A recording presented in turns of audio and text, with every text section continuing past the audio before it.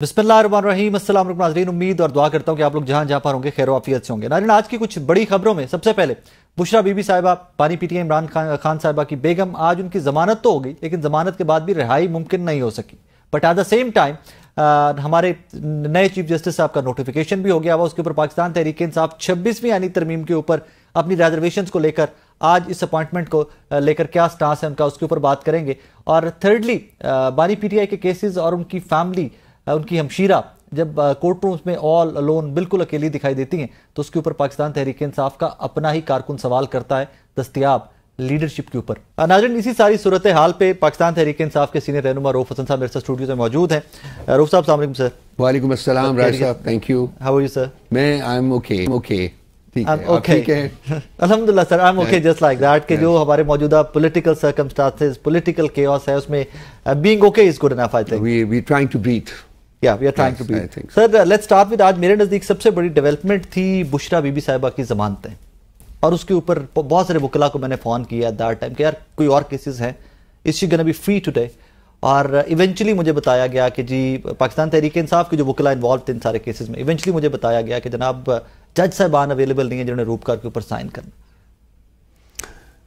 राय साहब, क्या मैं कहूँ, हम शर्म का मकाम है हमारे लिए, हमारी अदलिया के लिए। यही वो लोग हैं जो कि पूरे इंस्टीट्यूशन को ख़राब करते हैं। एक जज नहीं, दो नहीं, तीन नहीं, 4 जज साहिबान थे जो कि रूपकार दे सकते थे जी। हमारे वकला बारी बारी उन चारों के पास गए और चारों के बारे में बताया गया जी कि वो जनाजे के ऊपर चले गए हुए हैं, दफ्तर बंद है उनके, कोई बात करने को तैयार नहीं था। तो क्या हमारी अदलिया जो है अब फिर उसका ये शक्ल है, ये शेप है जो हमने देखनी है? आप एक खातून को सिर्फ इसलिए आपने अंदर रखा हुआ है कि जी वो इमरान खान साहब की बेगम साहिबा है, उनका तो कोई कसूर है ही नहीं। जज साहब सेड दैट कोई कसूर उनका नहीं है। और खान साहब ने बारहा कहा है कि भाई मैं तो, मेरा प्रॉब्लम है ना, आपने मेरे ऊपर इल्जाम लगाए हुए, इनका क्या प्रॉब्लम है? इन्होंने तो वो नहीं काम किया जो इल्जाम आपने मेरे ऊपर फेक एंड फेबुलस लगाए हुए, तो इनको तो जाने दें। लेकिन सिर्फ इसलिए कि वो खान साहब की इमोशनली उनको टॉर्चर करने के लिए बुशरा बीबी को इन्होंने जेल में रखा है। और आज जबकि हम सब उम्मीद लगा के बैठे हुए थे कि जी वो आज़ाद हो जाएंगी, तो हमारे लोग वहाँ पहुँच भी गए थे उनको ग्रीट करने के लिए। और ये चारों जज साहिबान ने, मैं नाम नहीं लूंगा उनका, वो वही लोग हैं जिन्होंने खान साहब को भी सजा दी। जी जी, आप जानते हैं जी जी, ऐसे यार वो जनाजे पे सबके सब एक ही जनाजे पे गए हुए थे। नहीं, एक सब कुछ सवात में गए थे, कुछ इधर भी थे। वो जनाजे मुख्तलिफ जगहों के ऊपर उनको मिल गए थे जाने के लिए। उसके ऊपर आप और मैं क्वेश्चन भी ना उठा सकते। नोबडी कैन क्वेश्चन दैट कि जी चलें वो एक फौतगी थी, सैड न्यूज़ थी, so they had to go there. So further उसके ऊपर क्वेश्चन भी ना किया जा सके। देखिए राय साहब, सवाल तो हम उठाते रहे हैं, सवाल तो हम उठाते रहेंगे, लेकिन इशू ये है कि सवाल उठाने से भी कुछ हो नहीं रहा। जो एटीट्यूड्स हैं, जो लोगों के जो रवैये हैं, उनमें कोई चेंज नहीं आ रही। डॉक्टर साहब, मैंने सिट अलोन, मैं सिर्फ एक चीज सोचता हूँ, पॉलिटिक्स साइड पे रख देते हैं for single second, let's put politics aside. 25 crore का मुल्क है, यूथ का मुल्क है, this country has a future, why aren't we talking about that? हम सारे क्यों एक ही शख्स के गिर्द घूमे फिर रहे हैं कि जनाब किसी तरह से इमरान खान साहब का रास्ता रोक लो, किसी तरह से बाहर ना आने दो, फलां पॉलिटिकल पार्टी मेरे खिलाफ है उनको कॉर्नर कर दो। क्या this is what we call politics? Rai साहब, इस वक्त तो किसी और की बात नहीं हो रही, इस वक्त तो सिर्फ एक शख्स की बात हो रही है, उसका नाम इमरान खान है कि जी इसको हमने बाहर नहीं आने देना, इसका रास्ता रोकना है। इमरान खान का रास्ता रोकने की कोशिश कर क्यों रहे हैं? क्या इश्यूज हैं जो कि उसकी ज़ात के साथ एसोसिएटेड है? क्या जुर्म है जो उसने किए? इस वक्त वो तमाम अपने जो मेजर जो उनके खिलाफ मुकदमा थे उसके ऊपर वो बेल ले चुके हुए हैं, लेकिन जो बेल कंप्लीट होती है उनको बाहर निकलने का चांस निकलता है। जैसे कि अब बुशरा बीबी का मुझे खौफ आ रहा है कि कल आप उठेंगे, कल की सुबह एक नया केस उनके खिलाफ रजिस्टर हो चुका होगा। मुझे यकीन नहीं आ रहा कि वो उनको छोड़ने के लिए तैयार होंगे। और ये जो सारे आज जनाजे हुए हैं वो इसलिए हुए हैं कि जी ताकि मौका मिल जाए वो केस वेस बन के उनको खिलाफ फिर कोई उनकी गिरफ्तारी डाल दी जाए।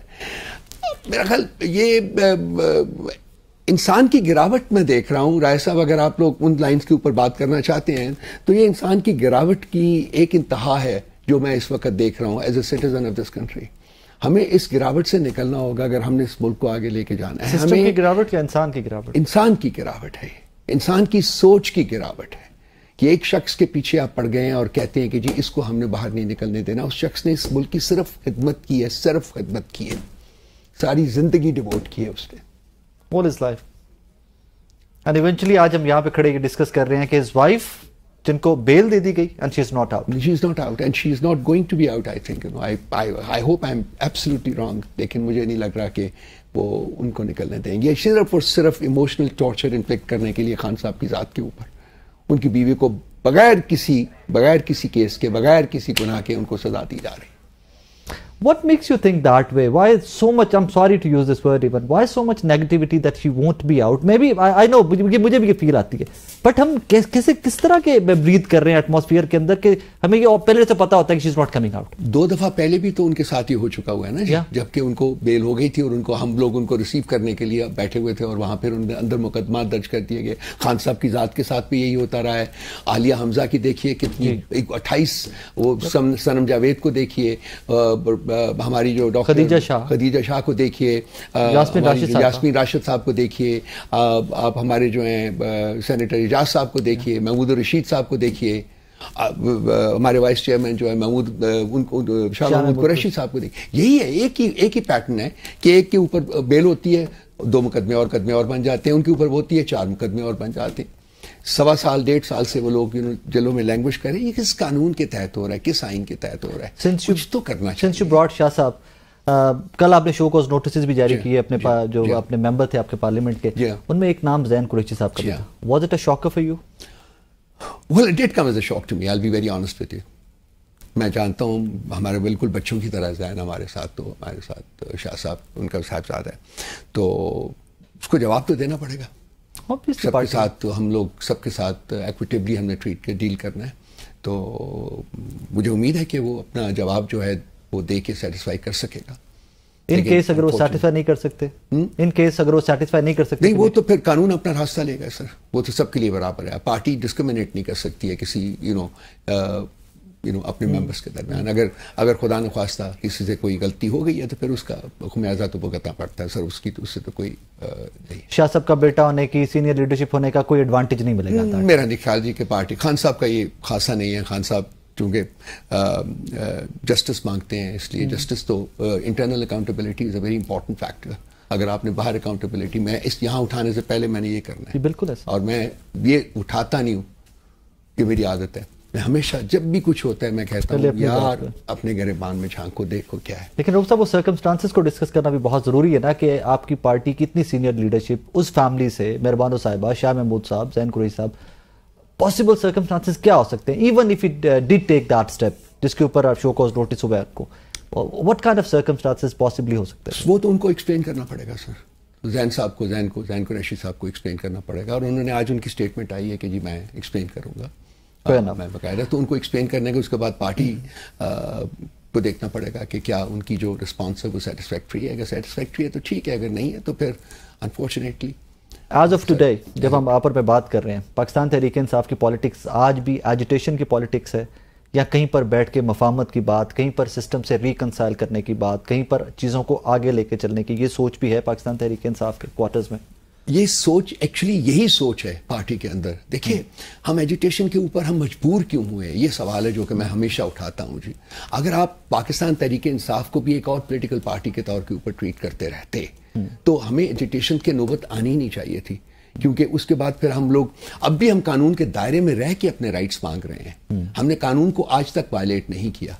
अभी हमारे आज भी 3,500 बंदा जो है वो अंदर बैठा हुआ है, और अभी जो लेटेस्ट प्रोटेस्ट वगैरह हुए हैं उसमें 6, 7, 8 बल्कि 8 फरवरी के बाद हमने जब भी कभी एक लीगल प्रोटेस्ट जो आइन और कानून हमें जिसका हक देता है पॉलिटिकल पार्टी के तौर के ऊपर, हमने उसके लिए दरख्वास्त दी, 6-7 महीने एक उन्होंने हमें प्रोटेस्ट करने की इजाज़त नहीं थी।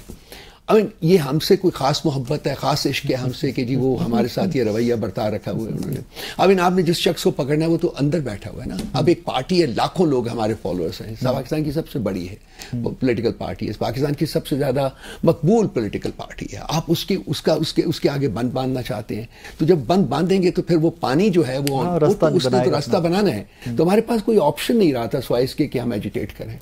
लेकिन वो भी हम पीसफुली एजिटेट किए। आज तक, इस वक्त तक, as you and I talk, Rai साहब, एक कोई बंदा खड़ा होकर कह दे जी कि हमारे हाथ से ये डैमेज हुआ है, कोई प्रॉपर्टी डैमेज हुई है, कुछ और डैमेज हुआ है, 9th May not with standing, क्योंकि 9th मई के बारे में हमारी कंटेंशन है कि जी उसके बारे में एक जुडिशल कमीशन बनाइए और वो CCTV फुटेजेस पेश कीजिए जो कि प्रूफ के तौर के ऊपर आनी चाहिए। अगर वो नहीं आएगी तो जुडिशल कमीशन की गैर मौजूदगी में किसी के इल्जाम लगाने से, मेरे इल्जाम लगाने से आप मुजरिम नहीं हो सकते, आपके इल्जाम लगाने से मैं मुजरिम नहीं हो सकता। आप लाजमी बात है, एक प्रोसेस है आपका, एक प्रोसेस है, उसको फॉलो करना पड़ेगा। अनफॉर्चुनेटली साल से ज्यादा गुजर गया, आज तक वो प्रोसेस फॉलो नहीं किया गया। लेकिन लोग तो आज भी अंदर है उसी 9th में। जी बिल्कुल बिल्कुल, उसी में आज बिल्कुल बिल्कुल।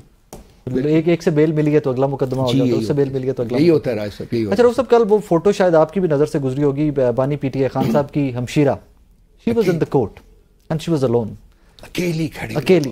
And at the same time एक फोटो कुछ आप ही के डिजिटल मीडिया के लोगों ने वो फोटो शेयर की, और एक फोटो कुछ देर पहले की थी कि जब ये मखसूस नशिस्तों के ऊपर लोग नॉमिनेट हो रहे थे, खवातीन नॉमिनेट हो रही थी, एक प्रॉपर डजन्स में खवातीन कोर्ट रूम पहुंची हुई थी। What change sir? सर ये ऐसी शख्स है कि ये एक ऐसी बात आप कर रहे हैं जिससे कि मुझे जाती तौर के ऊपर बहुत तकलीफ है। मैं इस पार्टी का एक मेंबर तो हूं, और उस वक्त से हूं जब ये पार्टी अभी बनी नहीं थी, और to the last day of my life मैंने इसी पार्टी में ठहरा। लेकिन मुझे तकलीफ हुई है बहुत ज्यादा उस औरत को अकेले खड़े देख के। That was painful. That was actually very painful. Very painful.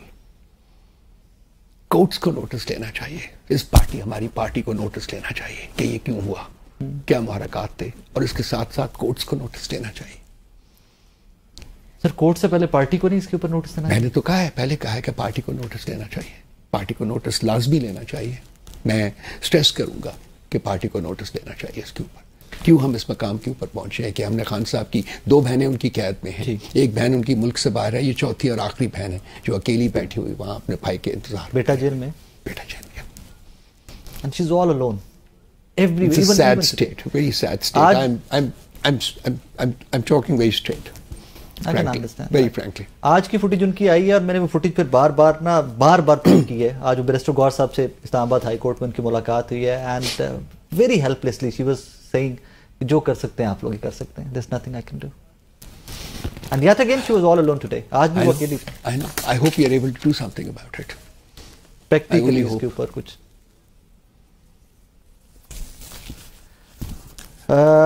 एक सूबे के अंदर सब आपकी गवर्नमेंट है, खैबर पख्तूनख्वा के अंदर एक चांस होता है कि जहां कहीं भी आपको मौका मिलता है वहां का वोटर आपकी पार्टी को, आपकी जमात को वोट करता है, एक्सपेक्ट करता है कि यार रिलीफ पे काम करेंगे, बेहतरी पे, एजुकेशन पे, हेल्थ सेक्टर पे बात करेंगे।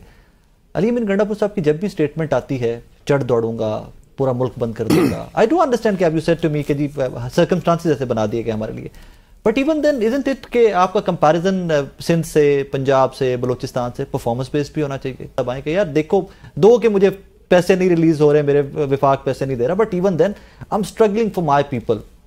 कि अली अमीन साहब को थोड़ा स्पेयर कर दिया जाए एजुटेशन की पॉलिटिक्स से, यार तुम सूबा संभालो, तुम्हें सीएम बनाया खान साहब ने, हम एजुकेशन की पॉलिटिक्स, सलमान अकरम राजा साहब हैं, रऊफ हसन साहब हैं, हम लोग संभालेंगे। राज साहब मेरा ख्याल है कि वो स्ट्रेस कर रहे हैं परफॉर्मेंस के ऊपर भी। आपका पॉइंट बड़ा वैलिड है, बहुत वैलिड है। वो परफॉर्मेंस के ऊपर स्ट्रेस कर रहे हैं, और मेरा ख्याल है कि अभी 2-4 महीनों में आप देखेंगे कि क्या क्या इनिशिएटिव्स वहाँ लिए जाते हैं, सारा कुछ है।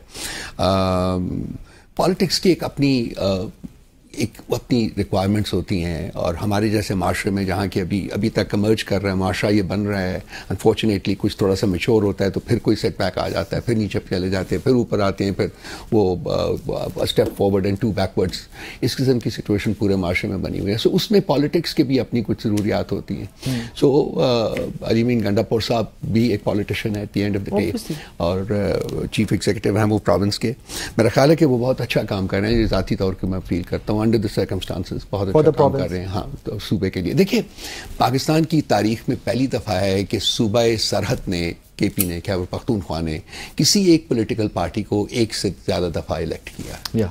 हम तीसरी दफ़ा इलेक्ट हुए। एवरी टाइम जो मार्जिन ऑफ हमारा विक्ट्री है वो ज़्यादा होता है। इस वक्त 2/3 मेजॉरिटी ऑफ सेल्स को कहीं और नहीं है। तो लाजमी बात है कि कुछ तो है जिसको उस मुल्क के अवाम, उस सूबे के अवाम जो हैं वो पसंद की निगाह से देखते हैं। तो उसको कायम करने के लिए भी मेरा ख्याल है कि हमें बहुत कुछ करना पड़ेगा, वो जो हम नहीं कर पा रहे बिकॉज ऑफ द सर्कमस्टांसेस जिसमें कि हम इस वक्त गुजर रहे हैं, जिसमें से हम गुजर रहे हैं। मेरा ख्याल है कि उसके बावजूद हमें बहुत कुछ करना पड़ेगा। बिल्कुल सही आपका पॉइंट है और मुझे यकीन है कि करेंगे। 26 में आईनी तरमीम पे थोड़ी सी बात करते हैं। आप लोग की सजेशंस भी थी उन अमेंडमेंट्स में, आप लोगों ने मौलाना के थ्रू, JUIF के थ्रू कुछ सजेशंस भी फ्लोट की, कॉन्स्टिट्यूशनल बेंच हो जाए। जब सजेशंस भी थी, जब आप लोग उसका सारे मुशावरत का या पार्ट भी थे, तो एट वंस बैकआउट क्यों कर गए? राय साहब देखिए, मुशावरत हुई, बिल्कुल हुई। हमने प्रपोजल्स भी दिए मौलाना साहब को। He was very kind. मैं बड़ा खुश हूँ कि जी एक हमारी उनके साथ एक ताल्लुक जो है, एक पॉलिटिकल ताल्लुक उस्तवार हुआ है और अब हम कोशिश करेंगे कि इसको स्ट्रेंथन करें, इसको ब्रॉडन करें। वो सब कुछ हम करते रहे बिकॉज उसकी एक ही थी कि ये एक नासूर जो है, इसका जो असर है उसको कम किया जाए। लेकिन हमारे लिए बेसिक जो हमारी कंटेंशन है वो ये है कि जी ये जो असेंबलीज बैठी हुई हैं, ये नंबर 1 कंप्लीट नहीं है, ठीक है। नंबर 2 ये मैंडेट इनके पास नहीं है, ये इनके पास लेजिटिमेसी नहीं है। सो इनको राइट ही नहीं पहुंचता, इनके पास ये राइट ही नहीं है कि ये कॉन्स्टिट्यूशनल अमेंडमेंट, तो खैर आगे की बात है कि ये एग्जिस्ट भी करें।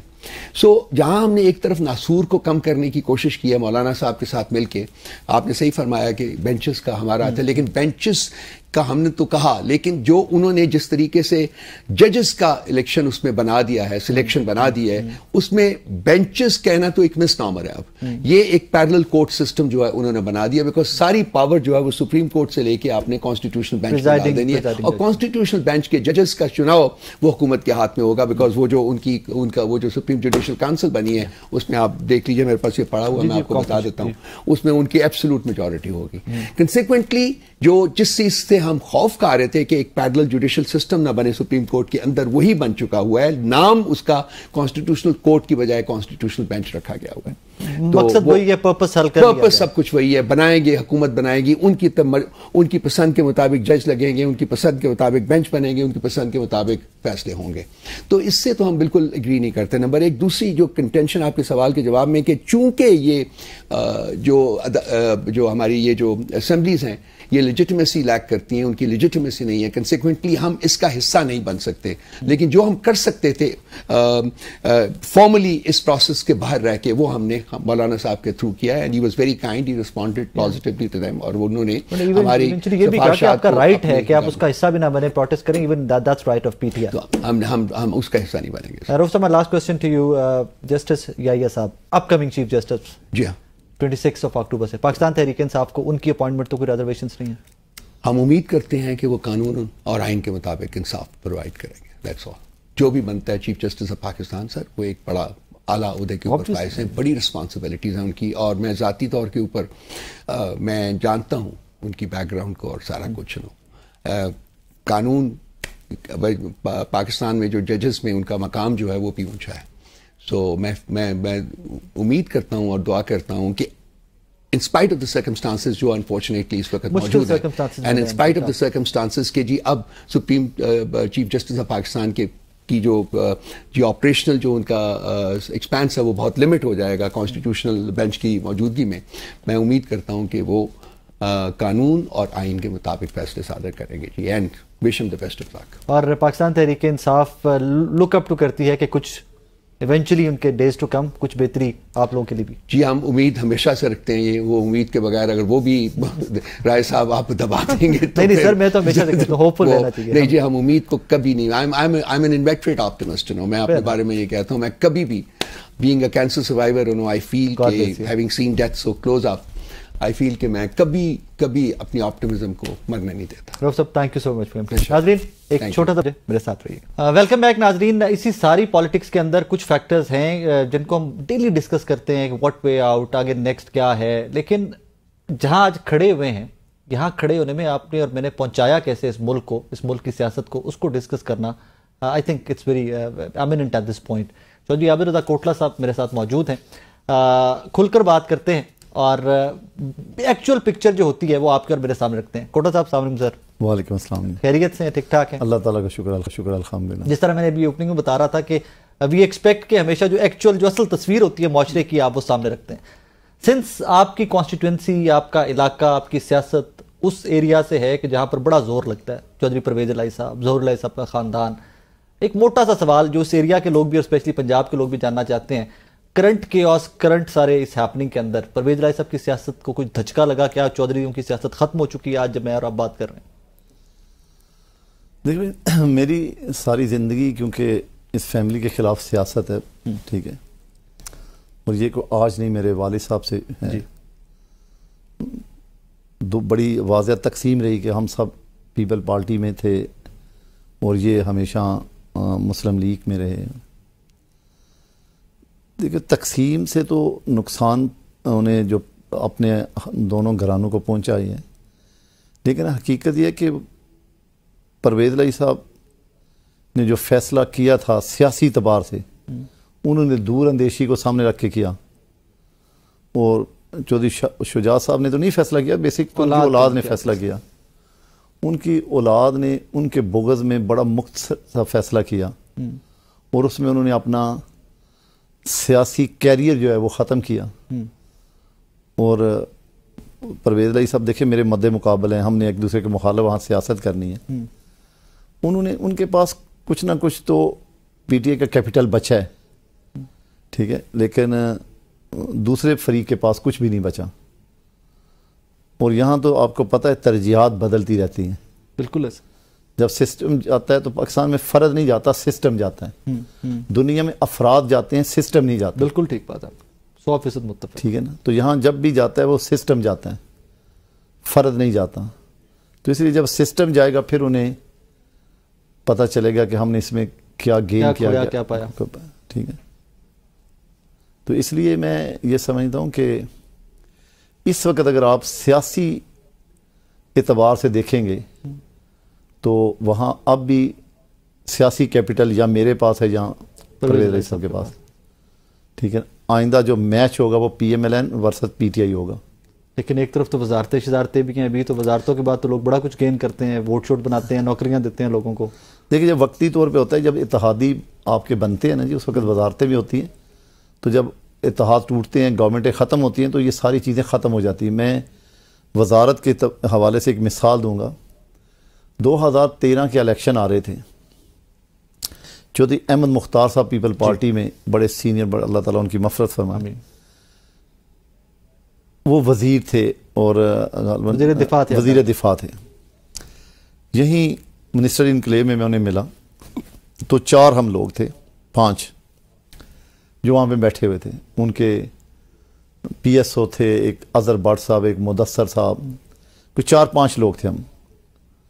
तो उन्होंने पूछा, मैंने उन्हें कहा जी कि इस तरह पीपल पार्टी बड़ी तेज़ी से डैमेज हो रही है, तो आप अगर PMLN में आ जाएं, उस पर प्लेटफॉर्म से इलेक्शन लड़े। तो उन्होंने कहा अब ये मेरे लिए मुमकिन नहीं है, दूसरा मुझे कोई नुकसान नहीं होगा, मैंने इतनी नौकरियां दी हैं, इतने सुई गैस के कनेक्शन दिए हैं, इतने मैंने उन्हें कहा जी कि अगर आप मुझसे पूछते हैं ना कि वहाँ की ग्राउंड रियलिटी आपके नज़दीक है, मैंने तो इतनी नौकरियाँ दी है, तो मैंने कहा कि साहब मैं तो बड़ा सियासी कारकुन हूँ और यकीनन मैंने, वो मुझसे बड़े रहे, मैंने तो उनकी ज़ेर निगरानी सियासत सरपरस्ती सीखी है। तो मैंने उन्हें कहा कि मुझे लग रहा है कि आप पीपल पार्टी की टिकट पे 10,000 से ज़्यादा वोट नहीं लेंगे। तो ये बात उस बात ने उनको बिल्कुल एकदम ऐसे रेड कर दिया। वो कहने लगे ऐसे कैसे हो सकता है, मैंने ये किया। जब इलेक्शन हो गया तो एग्जैक्ट जो अहमद मुख्तार साहब का 10,000 वोट निकला। अल्लाह हू अकबर, ठीक है ना। तो ये नहीं कि कोई मैं, अल्लाह ताला माफ़ फरमाए, कोई बहुत बड़ी बसीरत का था, लेकिन जो पॉलिटिकल वर्कर होते हैं, जो ग्राउंड वर्कर थे, आप ग्राउंड में रहते थे, आपको चीज़ों के बारे में अंदाज़ा हो रहा था।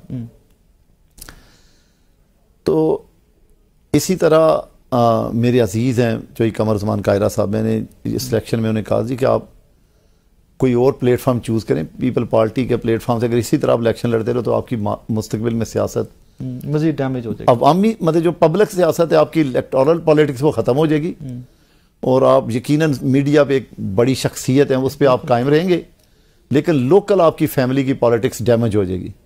वो इस इलेक्शन में भी आप रिजल्ट देख लें कि उन्हें 16 महीने की वजारत में तकरीबन 5 बिलियन रुपीस फंड दिए गए। उसके बावजूद उन्होंने वही वोट लिए हैं जो उन्होंने अपना 18 में लिए हैं। वही 50,000 वोट उनका अपना 18 में बरादरी का वोट भी है ना, वही बरादरी का, वो गढ़ है ना जी बरादरी का, वो सारी बरादरी का वोट, मेजॉरिटी वहां पे बरादरी है। तो उन्हें कोई खास डेवलपमेंट से, मिनिस्ट्री से कोई एज नहीं मिला। तो ये अपना जो है सूरत-ए-हाल इन्हीं की भी है। कोटला साहब, इसको थोड़ा सा ब्रॉडर पर्सपेक्टिव पे लेके जाएं जी। पीएमएलएन के पास प्राइम मिनिस्टरशिप भी है, पीएम भी शहबाज शरीफ साहब हैं, मरियम नवाज साहब सीएम भी हैं। पीएमएलएन का पॉलिटिकल कैपिटल अभी इंटैक्ट है या डैमेज हुआ है? नहीं, देखें, इस इलेक्शन में मैं जब एक सियासी कारकुन के हाथ पूरी पंजाब की सीटों का तजिया करता हूँ, ख़ास करके अपने डिवीज़न का, तो जो वोट हमने 18 में लिए तकरीबन उसमें तकरीबन एवरेज सीटों पे मैंने 30,000 से के लगभग कमी देखी है। ओके। 24 के इलेक्शन में। और अगर मैं फ्यूचर देखूं, बाद सीटों पे मैंने 50 हज़ार की कमी भी देखी है। फ़र्क कितना था? और अगर मैं फ्यूचर देखता हूं, मेरा तो आज भी ये बिलीव है कि हम आज अपोजिशन में चले जाएं तो मुमकिन है कि 3-4 साल बाद हमारी पॉपुलैरिटी भी गेन हो जाए और हम वापस अगले इलेक्शन तक में मकबूलियत से वापस आ जाएंगे। अगर हम ये गवर्नमेंट रन करते हैं तो ये बात माननी पड़नी चाहिए बीइंग ए पाकिस्तानी। मेरी यकीनन कि मैं ज़िंदगी में एक तरफ देखता हूँ, दूसरी तरफ नहीं देखता। मैं पार्टी के साथ, मैं अपनी पार्टी के डिवीज़न को प्रेजेंट करता हूँ, लेकिन मुझे कम से कम अपनी पार्टी को राय मुस्बत देनी चाहिए। जो फैक्ट्स हैं वो बताने चाहिए। देखिए, इस वक्त नैरेटिव जो है ना जी, वो एंटी एस्टैब्लिशमेंट वो बहुत आगे चला गया। तो वो आप किसी भी सूरत जितना मर्जी आप डिलीवर कर लें, आपकी मकबूलियत उस तरह वापस नहीं हो सकती। क्योंकि एंटी नैरेटिव स्टेप, देखे बयानिया तो मियां नवाज शरीफ का था। वोट को 22 को जब वोट की इज्जत दो के नारे पे हम कायम थे, बहुत पॉपुलर, तो हमारी पॉपुलैरिटी बुलंदियों पे थी। As a matter of fact हम तरीके अपना अदम एतमाद ना लेके आते तो हमारा कोई मैच ही नहीं था पॉपुलैरिटी में इमरान के साथ। देखिए, आज भी वो पॉपुलैरिटी इमरान के खाते में इस वजह से पड़ी है कि हमने उसे वक्त से पहले, चाहे आईनी तरीके से हमें उसे गिराया, कोई हमने गैर आईनी तरीका नहीं अपनाया, लेकिन टाइमिंग गलत थी। उस टाइमिंग में हमारा वो सियासी कैपिटल का नुकसान हुआ है। तो जो 2, 4, 5 साल देखे, जमातें 5-10 साल भी अपोजिशन में रह के वापस आ जाती हैं। बड़ी जमातें तो हर 5 साल से ज्यादा रहती नहीं है। और पीएमएलएन की क्योंकि हिस्ट्री बहुत बड़ी है, इसने बड़ा डिलीवर किया है। पीएमएलएन का सियासी कैपिटल दूसरी पार्टियों से बहुत बड़ा है। तो ये कैपिटल आपका एक हद तक तो कायम रहेगा, लेकिन आप विनिंग पोजीशन में नहीं जाएंगे। तहरीक इंसाफ कम बैक करेगी। देखिए, इस वक्त वोट तो उन्हीं के पास है, पॉपुलैरिटी वोट तो देखें उनके पास है, लेकिन ये बड़ी हकीकत है कि यहाँ मकबूलियत से कभी कबूलियत नहीं हुई। आप हुकूमत नहीं बना पाते, आपने सिस्टम के अंदर से गुजर के हुकूमत बनानी है। तो इमरान आज भी मैं समझता हूँ कि पॉलिटिक्स जमातों के साथ बैठेगा, ये चोर वाली इल्ज़ामात वाली रट छोड़ेगा, फैक्ट पे बात करेगा, सियासत पे बात करेगा, तो हुकूमत करेगा। हुकूमत इमरान को आज दे दे, मैं लिख के देता हूँ 2-3 साल के अंदर इमरान फारग हो जाएगा, क्योंकि उसके पास सियासी टीम ही नहीं, उसके पास टीम नेटवर्क ही नहीं, डिलीवर करने की कैपेसिटी नहीं है। तो पीएमएलएन उससे अगले इलेक्शन में उससे ज्यादा बड़ी मकबूलियत में वापस आ जाएगी। लेकिन अगर अपने वोट को इज्जत दो के नैरेटिव पे वापस जाएगी तो, लेकिन आप देखें ना कि रोज एक दिन आगे, एक दिन पीछे, एक दिन आगे, एक दिन पीछे, तो आवाम को भी तो पता होता है ना कोई कहां पे खड़ा हुआ है। मैंने कहा ना कि जी नैरेटिव तो जब आपकी गवर्नमेंट खत्म होती है तो नैरेटिव तो आपका अगली अपोजिशन तक खुद ही बन जाता है।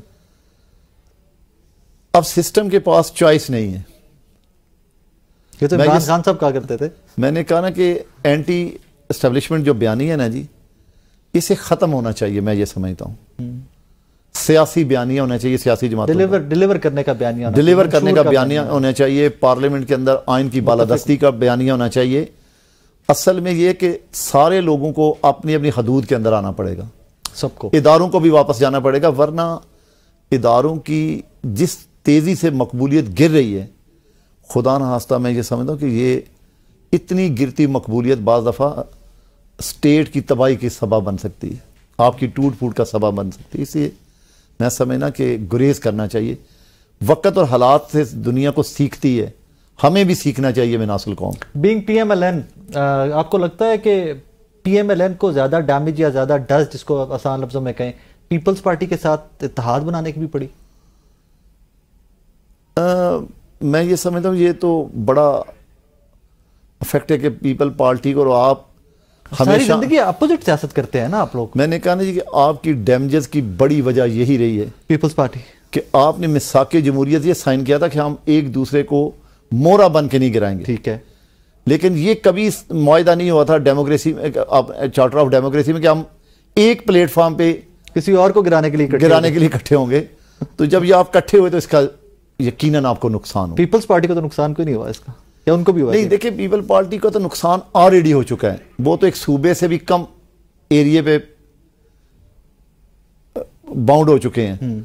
उससे आगे पीपल पार्टी अगर पार्लियामानी निज़ाम आज़ादी से चले, इलेक्शन मुनसफाना हो, तो शायद पीपल पार्टी सूबे में भी अपनी हकमियत बरकरार ना रख पाए, सिंध में भी। हाँ, यह हकीकत है कि वहां की जो ग्राउंड रियलिटी है कि वो तो वजीर आजम के ख्वाहिशमंद और उम्मीदवार। देखिए यहां सब कुछ हो सकता है। अगर 18 में इमरान वजीर आजम बन सकता है तो बिलावल साहब भी बन सकते हैं मुस्तकबिल में, और अगर 24 में शहबाज शरीफ साहब आ सकते हैं तो मैंने भूल गए आप। देखिए मैं 24 के पहले 18 की बात करता हूं, तो फिर 13 की भी करनी पड़ेगी। देखिए 13 में मैं गारंटी से कहता हूं, मैंने वो पहला इलेक्शन लड़ा था जी, 13 का इलेक्शन बहुत हद तक फेयर एंड फ्री था। अगर फ्री एंड फ्री ना होता तो मैं स्वीप ना करता 13 में। देखिए 13 में मैंने पूरा डिस्ट्रिक्ट स्वीप किया और चौधरी बरादरान आउट हो गए, क्योंकि उस यकीनन उस वक्त एस्टेब्लिशमेंट का हाथ नहीं था, उनका इंटरेस्ट नहीं था उस वक्त उनके लिए। तो आपने स्वीप किया, 18 में उनका इंटरेस्ट आ गया तो आप 18 में भी पलट गए, लूज कर गए, और 24 में भी कर गए। लेकिन मैं इनफरादी तौर पे जीता हूं ना, लेकिन पार्टी मेरी तो डिस्ट्रिक्ट से हार गई। फिर ना डिवीजन में काफी डैमेजेस हुए, डिवीजन में काफी मार। आबिद रज़ा कोटला साहब, थैंक यू सो मच। बहुत शुक्रिया। नाजरीन, आबिद रज़ा, मुझे एक छोटा सा ब्रेक लेना है, ब्रेक के बाद वापस आएंगे तो करंट पॉलिटिकल केओस के अंदर फिर से बुशरा बीबी वाला केस, आज बेल होने के बावजूद रोपकार जारी ना होना, बैरिस्टर अबूजर सलमान याही साहब हमारे साथ होंगे। एक छोटा सा ब्रेक, मेरे साथ रहिएगा। वेलकम बैक नाजरीन। पाकिस्तान तहरीक इंसाफ की सियासत, अरकान असेंबली को show cause notice, Bushra Bibi की बेल, बट इवन दिन रिहाई मुमकिन ना हो सकना, ये सारी सूरत हाल पे बात करते हैं पाकिस्तान तहरीक इंसाफ से। बट मैं यहाँ पर पाकिस्तान तहरीक इंसाफ का गेस्ट बनाकर नहीं आपको इंट्रोड्यूस करवाऊंगा, मुझे इस पर लीगल ओपिनियन थोड़ी सी ज्यादा चाहिए होगी। अबूजर सलमान याही साहब मेरे साथ मौजूद है। याही साहब, अस्सलाम वालेकुम सर। खैरियत से, आप ठीक ठाक हैं? जी अल्लाह का शुक्र। सर सबसे पहले तो मुझे ये बताइए कि ये आज बुशरा बीबी वाला क्या मामला हुआ? बेल भी हो गई, हेडलाइंस भी चली, हर तरफ यही खबरें थी, एंड एवरीबॉडी वाज एक्सपेक्टिंग कि शाम तक शायद रिहाई भी, कुछ वकला से भी मेरी बात हुई, एंड इवेंचुअली व्हाट हैपेंड? देखिए, नॉर्मल हालात में तो जब इस तरह बेल ग्रांट होती है तो आपको वो मचल के जमा कराने का मौका भी मिलता है, फिर रोपकार इशू भी हो जाता है, फिर जेल जाया जाता है और वहां पे फिर रिहाई मुमकिन होती है। लेकिन क्योंकि रियासत का और उसके इदारों का ये टारगेट है कि हमने बुशरा बीबी को जेल में रखना है और इमरान खान को तंग करना है, उनको परेशान करना है, तो ये रीजन है कि फिर आज हमने देखा कि एक तो जो कंसर्न जज है वो भी छुट्टी पे चले गए, और फिर उसके बाद जितने ड्यूटी जजेस थे वो भी छुट्टी पे चले गए, और बताया ये कहा गया कि जी सवात में कहीं जनाजे पे जा रहे हैं, लेकिन आई थिंक वो इंसाफ के जनाजा पढ़ने गए थे। मुझे तो ये लग रहा है, क्योंकि हमें तो यही नजर आ रहा था कि जो जुडिशरी है वो कंप्लिसिट है इसमें, रियासत को बिल्कुल फैसिलिटेट किया जा रहा है कि बुशरा बीबी को रिहा आज ना किया जा सके और फिर किसी और फ्रिवलेस केस में उनको गिरफ्तार कर लिया जाए, और मकसद वही है, इमरान खान को परेशान करना है और साथ साथ बुशरा बीबी को भी विक्टिमाइज करना है। अबूजर साहब, एक फोटो कल आई एम श्योर कि आपकी नजर से भी गुजरी होगी, बानी पीटीआई इमरान खान साहब की हमशीरा, वो कोर्ट में कल भी और आज भी even she was all alone today. Eight the same time लोगों ने कंपैरिजन के लिए उनके साथ एक और फोटो लगा रखी है कि जिसके अंदर मखसूस नशिस्तों वाला जब मामला तहरीक इंसाफ के हक में आया वो डिसीजन, तो उसके बाद लंबी चौड़ी तादाद होती थी खवातीन की कोर्ट रूम्स के अंदर। इसके ऊपर किसको ब्लेम करेंगे? What has happened? क्या पीटीआई में इस कदर तोड़फोड़, इस कदर डिवीजन हो गई हुई है कि इमरान खान साहब की अपनी फैमिली, उनकी फैमिली की खवातीन के साथ भी कोई लोग कोर्ट रूम तक नहीं जा पा रहे? नहीं, ऐसी कोई डिवीजन नहीं है। देखिए, when it comes to Khan साहब फैमिली, उस पे ना कोई डिवाइड है ना कोई इलविल है, वो सब हमारे लिए काबिल एहतराम है, बल्कि वो खान साहब की फैमिली है तो हम उनकी बहुत इज्जत करते हैं। और कल वाला जो आप बता रहे हैं वो बिल्कुल एक अफसोसनाक वाकया है, लेकिन मेरे ख्याल से उसमें एक थोड़ा सा इशू मिसकम्युनिकेशन का भी था। वो सलमान राजा साहब ने, आपने देखा होगा, उसकी एक एक्सप्लेनेशन भी दे दी थी। हम इस पे काम कर रहे हैं कि कल को कोई मिस कोऑर्डिनेशन ना हो। इंशाल्लाह आप देखेंगे अब ऐसा कुछ भी नहीं होगा। पूरी पार्टी खान साहब के लिए खड़ी है, उनकी फैमिली के लिए खड़ी है, और बाकी भी पार्टी के जितने लोग हैं सबके लिए खड़े हैं। ऐसा नहीं होगा कि पार्टी किसको छोड़ दे। ये एक मिसकम्युनिकेशन की वजह थी, लेकिन इंशाल्लाह इसको दोबारा रिपीट नहीं किया जाएगा। ये चीजें काबिल माफी नहीं है। बिल्कुल, अगर कोई रिस्पॉन्सिबिलिटी भी फिक्स करनी होगी तो वो भी फिक्स की जाएगी। इस पे इस तरह चीज को इग्नोर नहीं किया जा सकता। Fair enough. आप लोगों ने एक शो कॉज नोटिस कल जारी किए हैं अपने अरकान असेंबली को। उसमें एक नाम है जो अंडर डिस्कशन है, सबसे ज्यादा अंडर डिस्कशन जो है वो ज़ैन कुरैशी साहब का नाम है। ऑब्वियसली पाकिस्तान तहरीक इंसाफ जब आती, शाह महमूद कुरैशी साहब का नाम आता था, मेहरबानो साहिबा का नाम आता था, ज़ैन कुरैशी साहब का नाम आता था। सबसे पहले मुझे ये बताइए कि जब आपको ये खबर मिली कि ज़ैन कुरैशी साहब could be one of those people, आपको शौक लगा? देखें, जिस तरह आप देखें कि उनके वालिद साहब ने पिछले 16 महीने में काफी कुर्बानी दी है पार्टी के लिए। जब बड़े बड़े लोग, ओल्ड स्टालवर्ड्स जो थे, वो इमरान खान साहब को छोड़ के भाग गए इस वजह से कि जी जेल ना जाना पड़े, और ब्लैकमेल हो गए, जो भी हो गए, लेकिन शाह महमूद साहब इस एज में ही 68, वो इमरान खान के साथ खड़े हुए हैं अभी तक। हालांकि वो चाहते तो डील करके बाहर आ सकते थे। तो शाह साहब की कमिटमेंट पे तो कोई क्वेश्चन नहीं उठाया जा सकता, ना उनकी लॉयल्टी पे, और आप उनकी बाकी फैमिली को भी देख लें। लेकिन जहां तक ज़ैन कुरैशी साहब की बात है, देखें, ये अब मैटर है हमारा जो डिसिप्लिनरी कमेटी है, अब वहां पे सब जुडिस है। बिल्कुल, अगर देखें सब, अगर किसी ने कुछ किया है तो अगर वो उसका जवाब नहीं दे सकता, तो जो मेरे लिए सजा है या किसी और पार्टी के मेंबर के लिए सजा है, वो ज़ैन कुरैशी साहब के लिए भी वही सजा होगी। लेकिन उनको मौका दिया गया है कि वो इसकी एक्सप्लेनेशन दें, और अगर सेटिस्फैक्ट्री एक्सप्लेनेशन ना हुई तो जो भी हमारी पार्टी का जो कानून है, जो कॉन्स्टिट्यूशन कहता है, उसके तहत कार्रवाई होगी। लेट्स सी कि जो भी आगे कार्रवाई होती है, अब सब जुडिस है, तो मैं इस पर उतना कमेंट नहीं कर सकता अभी। Let's move towards supreme court. Justice Mansoor Ali Shah साहब, पाकिस्तान तहरीक इंसाफ बार बार इंसिस्ट करती रही कि उनको नोटिफाई किया जाए as next chief justice of Pakistan. Eventually justice Yahya Afridi साहब is our next chief justice of Pakistan.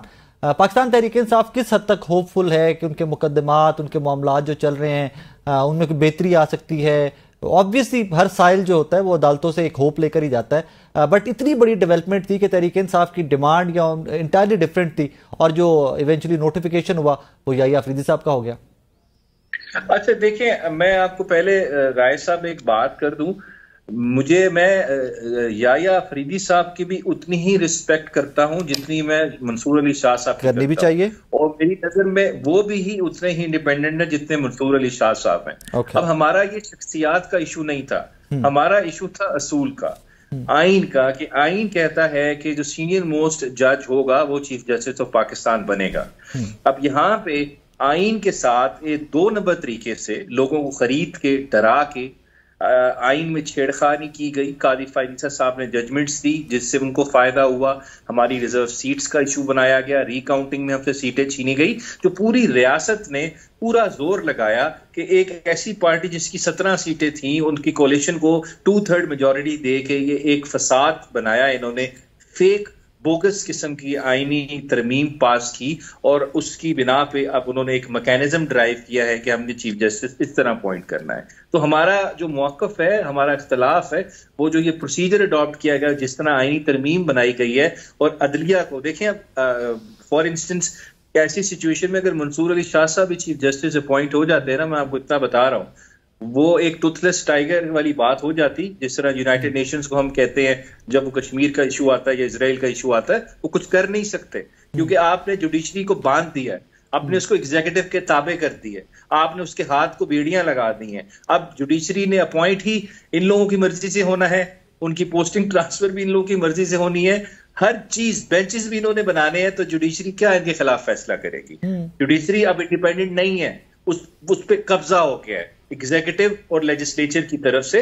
सो हमारा मौकफ ये है, हम याहिया साहब की बहुत इज्जत करते हैं और उनसे एक्सपेक्ट करते हैं वो अभी भी इंडिपेंडेंटली काम करेंगे, लेकिन ये जो तरीकाकार अपनाया गया है, जिस तरह उनको अपॉइंट किया गया, जिस तरह आइन में तरमीम की गई, बिल्कुल जुडिशरी का आइन का बेसिक स्ट्रक्चर का आइन का जो है उसका बेड़ा गर्क करके जुडिशरी को कॉम्प्रोमाइज करके अपनी मर्जी के फैसले लेने के लिए ये सारा इन्होंने स्ट्रक्चर खड़ा किया है। और हमारी जद्दोजहद जारी रहेगी जब तक ये वही मैं आ रहा था कि what is the form of that जद्दोजहद, व्हाट नेक्स्ट, क्योंकि एक लंबी चौड़ी आपने लिस्ट मुझे गिनवाई कि that's what they have done in 26th constitutional amendment. इससे आगे पाकिस्तान तहरीक इंसाफ का क्या लाया अमल होगा, क्या एजिटेशन सड़कों के ऊपर वकला को साथ? देखिए राय साहब, एक तो बड़ी अच्छी बात है कि काजी फायद ईसा साहब जो हैं वो 25 तारीख को रिटायर हो रहे हैं, तो मेरे ख्याल से इस मुल्क में हर किसी को योम निजात मनाना चाहिए और खुशी में मैं तो ऐलान करता हूँ, मैं अपनी जेब से मेरे कोई 40-50 दर्जन डोनट्स जो हैं वो गरीबों में बांटूंगा, उनको खिलाऊंगा भी सही। एक तो सबसे अच्छी बात यह है कि गरीबों को आप वैसे पैसे दे दीजिएगा, उनका डोनेट से क्या लेना देना, आप वैसे उनको पैसे दे दीजिएगा, गरीबों को डोनेट से किसी का क्या लेना देना, गरीब और डोनेट का क्या लेना देना? नहीं, खा लेंगे, गरीब भी खा ले, क्या होगा, उनको कबड़ी दफा मौका नहीं मिलता तो वो भी खा ले, डोनेट क्या हो गया। तो इस वजह से दूसरी बात कि हमें उम्मीद है कि जब याहिया अफरीदी साहब इन हालात में भी चीफ जस्टिस होंगे तो जुडिशरी उस तरह एक्ट नहीं करेगी कि एक साइड चूज कर ले, जी हम इस साइड में और पीटीआई का बेड़ा गर्क करना है। एक तो हमें उम्मीद है जुडिशरी में कुछ अच्छे फैसले आने की, और साथ साथ देखें हमने आईनी स्ट्रगल तो करनी है, लेकिन अब हमने अपनी आवाम को मोबिलाइज करना है, हमने प्रॉपर उनको रास्ता दिखाना है, और एक बड़ी लंबी जंग है, अब ये चलती रहेगी और इसको हमने जारी रखना है, सारी रखना है, क्योंकि अब ये लॉयर्स मूवमेंट भी आप देखिए आहिस्ता आहिस्ता पेस पकड़ेगी।